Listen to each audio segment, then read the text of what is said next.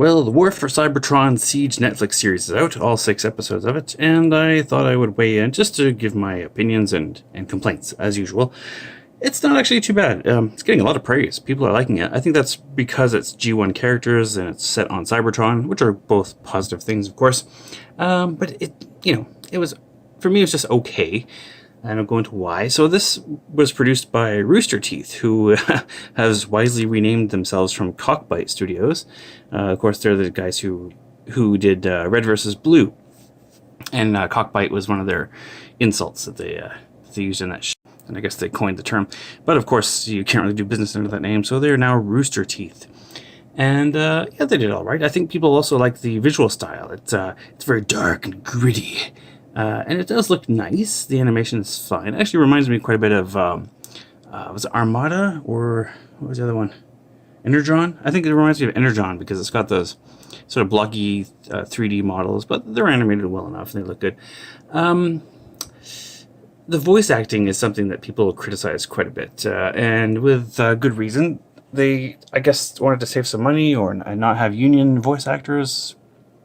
So they have some managers, and it kind of shows. So the main ones would be Jake Fushi as Optimus Prime, and he is apparently just a young guy. I think he's early 20s, and he was discovered on YouTube doing Optimus Prime impressions, and he is basically doing a Peter Cullen impression throughout the show, which works pretty well. It's a good impression. It's not overly done. It's not too much, although it kind of falls away when he has to raise his voice. Whenever he has to shout, it just sounds like a whole different person. He loses that gravel in his voice. So, it's not perfect. Megatron is okay, but it's very breathy. Every word he speaks is sort of breathed out slowly. So that's a bit much for me. And other notable characters, well, there aren't really any. They're fine, I suppose. Oh, Elita 1. Elita 1 is, she always sounds like she's on the verge of a nervous breakdown. Very vibrating type of voice. And also a very annoying character. She is such a nag. I swear, every line of dialogue between her and Optimus Prime is her disagreeing with whatever Optimus Prime wants to do. She's like the Starscream of the Autobots, I guess. Always questioning his leadership, always everything he wants to do. She just goes against it. She kind of reminds me of, you ever have a buddy with a really annoying girlfriend? It just, whenever everybody decides to go one way, they want to go the other way. It just reminds me of that. Very annoying character, unfortunately. But on the bright side, we're getting a new Elita 1 figure, although the head sculpt has changed to match the show, so that's unfortunate, but oh well. The Wheeljack is quite good. Wheeljack voice is good. Soundwave voice doesn't work at all. It's not Soundwave. Some people said they had trouble understanding him. Prowl is fine, but of course to me, I always hear Michael Bell's voice. Cog is kind of added to the cast. I mean, he was kind of just an accessory, but it's kind of nice to see him getting some screen time. And Starscream. Frank Todaro did Starscream. I don't know who he is, but this is a pretty good job. I actually was quite pleased with the way Starscream sounds. And they don't always have to get the same people. Of course, they can't get Starscream's voice anymore. Chris Latta has sadly passed. I don't have to have Peter Cullen. Actually, I kind of got used to Gary Chalk being a good Optimus voice. But so the story, I'm not going to really get into spoilers too much here, but it's kind of interesting that Bumblebee is a non-aligned. He's not an Autobot at the beginning. I'll just talk about the first episode plot-wise to avoid spoilers. So yeah, it starts off with Bumblebee trying to show Wheeljack where to find some Energon, which is kind of like a bit of an homage to the More Than Meets the Eye very first episode of the old G1 show, where Wheeljack and Bumblebee are collecting Energon. Though, of course, Bumblebee is an Autobot in the old show, but here they say he's being paid. They're paying him to help them find out Energon. I don't know what they're paying him with, though. What is the currency? The only thing that the Transformers seem to value really is Energon. I'm sure there's sort of space money in the old show, but they don't say what it is. They're just, what would they give him to find Energon? Would they pay him Energon? Probably not. So that's ambiguous, but I guess not that important. It's weird to see Bumblebee without his faction symbol on, and he's kind of, disenfranchised, I suppose, or not enfranchised at all. He's just gruff and pissed off. And I guess if I were fighting a war for millions of years, I would be too, although he's not part of it, but, Cybertron looks pretty devastated by the war. So the first scene, as they're collecting Energon, is a Seeker, which they do call Seekers on screen, crashes, which seems to be Thundercracker. And this part doesn't make sense to me. It looks like Thundercracker crashes, and they go to investigate. And then they have to take cover because another Seeker comes down and transforms into robot mode, which appears to be Skywarp. He looks around, doesn't find anything, and flies away. And that's it. We don't... nobody finds or investigates what happened to this other Seeker, which seems to be Thundercracker. He just lies there and everybody ignores him. So I don't know what was going on there. Why would you land at a crash site and then leave? And then we do see Thundercracker later with the rest of the gang. So I don't know if that was him or not. Another scene that didn't make sense to me, and this, I don't think this is a spoiler really, but Mirage is using his disguise ability. Well, actually, no, he was supposed to just turn invisible. And this one he can disguise himself. So he has this little holographic projector to make himself look like a Decepticon, and he approaches two Decepticons. I'm not sure why though. And then his holographic projector starts flickering a couple times, so they cotton on to the fact that, oh, this is an Autobot. And then the two other Autobots that are with him have to open fire on the Decepticons, and they just shoot them. But it's never explained why he's in disguise, unless I missed something. But what was the point of that scene? I think it was just to sell the Decepticon Mirage toy. But they couldn't even come up with a reason. What was he trying to do? Was he trying to infiltrate them? What? I mean, if they wanted to just attack those two Decepticons, there are three of them, and they weren't spotted by the Decepticons. They could have just opened fire on them and attacked them. Were they trying to get something, get into someplace? They never explained why he's in disguise. So that didn't make sense. Let's see. Ultra Magnus gets a pretty rough time in this show. He's captured. So a spoiler here. Ultra Magnus is captured and tortured, and pretty much that's all that happens to him. I don't remember much about the rest of the episodes. They're all right. We do see Jetfire, who is a Decepticon in this one, like he started off as being in the old G1 show, so that's nice. Spoiler for Jetfire, I suppose. Well, not really. I mean, he does eventually join the Autobots, but not until the last minute. And he has this Energon sword attached to his arm for some reason. And that's what he always uses. I don't know why he'd be the leader of the Seekers. He's the leader of the Seekers, and Starscream wants to take over. I guess that adds a dynamic that wasn't there before, since he used to be just a scientist. Just a scientist. Scientists are very important. Yeah, so I'm going to skip over the rest of it, I guess, because it's not really interesting. Red Alert. Red Alert is a medic in this one. And then they find Ratchet later on, because he's an inventor. So they find, here's another spoiler. I guess I'm into spoilers now. They find a derelict space bridge, and they want to reactivate it so they can get off of Cybertron. And so, to get the Allspark off of Cybertron, which is like it looks like a D20 from Dungeons and Dragons. It's this, and it's the size of a volleyball or a basketball. So anyways, they want to get that off Cybertron. They want to reactivate the space bridge. So they have to find Ratchet, who's Wheeljack knows to be a very skilled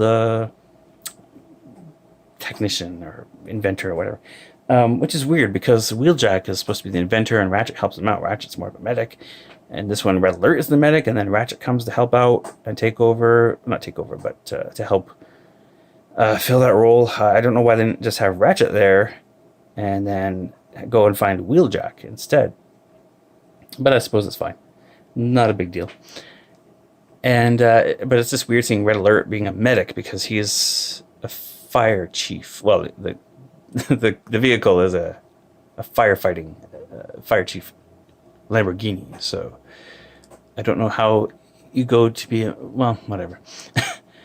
And the other thing that I thought was weird was there's a lot of clones, or you see a lot of duplicate robots. Just sort of the generic, the minor characters, the not main characters, the extras are occupied by copies of the Red Alert Sideswipe mold,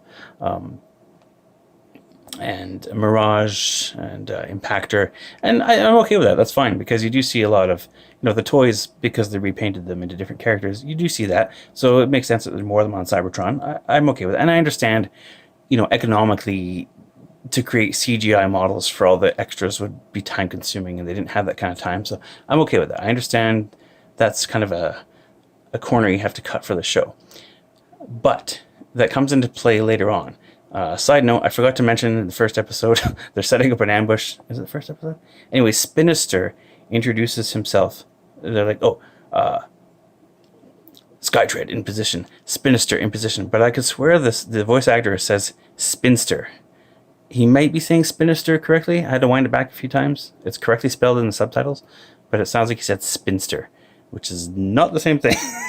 And anyway, there's a few things like that. Oh, another one. They said, okay, there's a rule in grammar. When you say neither, you say nor. Those things go together. I say nor in other occasions too, and I'm speaking negatively about something, but technically speaking, neither and nor go together. Either or, neither nor. And they actually say neither this or that. And it really bugged me because I'm picky about that sort of crap. But I'm sure that I'm probably the only one who cared about that.